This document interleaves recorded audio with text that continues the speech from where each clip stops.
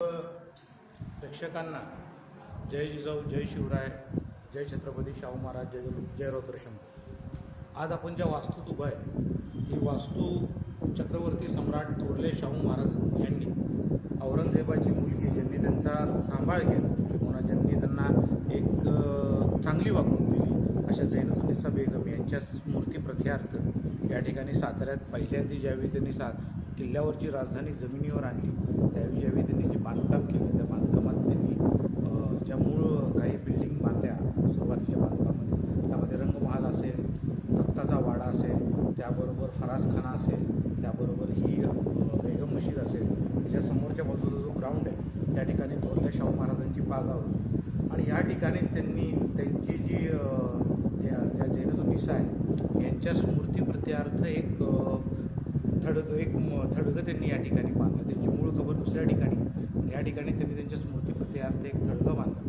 की जेणेकरून त्या ठिकाणी नमाज पठण होईल किंवा त्या ठिकाणी धार्मिक विधी होतील की त्यांचा काहीतरी पुण्याचा भाग त्यांना मिळावा। वारंवार आपण बघतोय की ह्या प्रॉपर्टीचे असलेचं निदान मिळणं हे मूळ छत्रपती घराण्याकडे ही प्रॉपर्टी छत्रपती शाहू महाराजांपासून ते आत्ता श्रीमंत छत्रपती उदयनराजे महाराजांपर्यंत जेवढे छत्रपती आहेत त्या सगळ्या छत्रपतींच्या मूळ इत्यादीत ही प्रॉपर्टी राहिलेली आहे। त्या प्रॉपर्टीचे जे ट्रस्टी आहेत ते मूळ ट्रस्टी छत्रपती उदयनराजे भोसले, त्यांची बहीण छत्रपती मनीषाराजे भोसले, त्यानंतर शिवेंद्रराजे भोसले जे आपले महाराष्ट्राचे आत्ता PWD मिनिस्टर आहेत, त्यानंतर आमच्या आदरतवाड्याच्या वृषालीराजे भोसले आणि अक्कासाहेब महाराज या सगळ्यांच्या मूळ इत्यादीतली ही प्रॉपर्टी, या प्रॉपर्टीचा प्रॉपर्टी कार्डसुद्धा त्यांचा आहे। आज आपण ही नवीन वास्तू बघतोय खऱ्या अर्थानं 2009 साली छत्रपती उदयनराजेंच्या आदेशाने आणि समस्त राजघराण्याच्या आदेशाने या ठिकाणी आपण या नवीन वास्तूचं निर्माण केलं। खऱ्या अर्थानं जुनी मशिदीचं जे बांधकाम होतं ते जीर्ण झाल्या कारणाने नमाज पठणाला त्रास होत होता। ही गोष्टी आम्ही छत्रपतींना सांगितली। छत्रपतींनी सांगितले की आपण व्यवस्थितपणे मोठी मशीद बांधूयात आणि त्यांच्या आदेशाने या ठिकाणी ही मशीद झाली।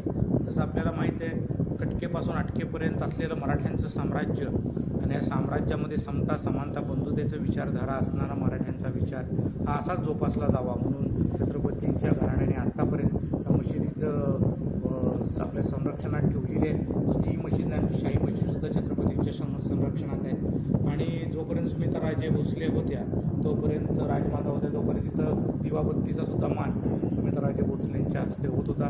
दरवर्षी इथं तेलाचे डबे दिले जायचे मशिदीत दिवा लावायला, गोड तेलाचे डबे, आणि ते पुढं त्यांच्या पिढ्यांनी चालू ठेवलेले आहे। अस्सल इनामपत्र बघायला गेलं तर सातारा गॅजेटियरमध्ये याची नोंद आहे, त्यानंतर छत्रपती घराण्याच्या दप्तरात याची नोंद आहे आणि याचं इनामपत्र मूळतः ही मशीद छत्रपती घराण्याच्या एकतरीत असल्यामुळे, छत्रपती घराण्याच्या मालकीच्या असल्यामुळे त्याचं असं कुठलं स्पेसिफिकेशन इनामपत्र आपल्याला अवेलेबल नाही आहे। जे काय आहे ते छत्रपतींनी शाहू महाराजांपासून ते आत्ताच्या छत्रपतींच्या स्वतःच्या एकतरीत असलेली मशीद आहे, त्यामुळं राजघराण्याची जी मशीद आहे म्हणावी लागेल आणि ह्या पद्धतीनं हा विस्तृर्ण पट आहे। त्यामुळं आपल्याला सातारा गॅजेटमध्ये किंवा अनेक कागदपत्रामध्ये ही मशीद शाहूंनी बांधली किंवा ही मशीद शाहू महाराजांनी साताऱ्यात आल्यानंतर बांधली हे वर्णन मिळतात।